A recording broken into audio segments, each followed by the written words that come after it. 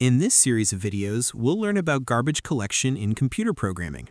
Before we understand garbage collection, we need to understand memory itself. When you run a program, where does it store information? Where do variables live while your code executes?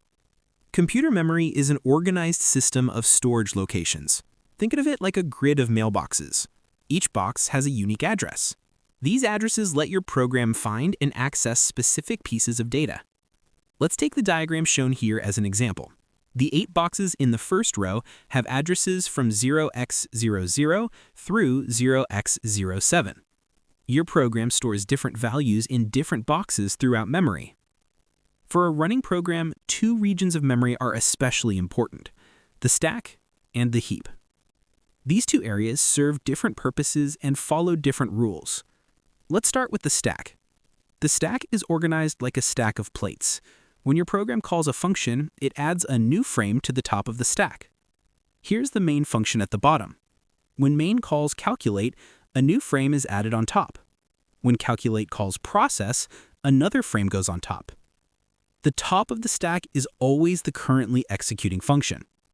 When a function finishes, its frame is removed from the top. Process finishes and its frame is removed. Calculate finishes and its frame is also removed. The stack is small, fast, and automatic. When a function ends, its memory is immediately freed.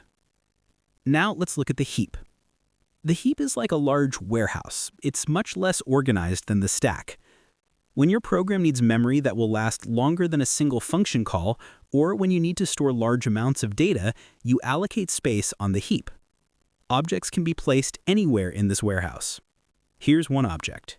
Here's a large object that needs more space. Data of different sizes can coexist. Arrays can be stored here as well. The heap is large, flexible, and manual. Unlike the stack, heap memory is not automatically cleaned up. Here's the key difference between these 2 regions. Let's compare them side by side. The stack on the left and the heap on the right. The stack has automatic cleanup. The heap requires manual management. The stack is very fast. The heap is slower. The stack has limited size. The heap has large size.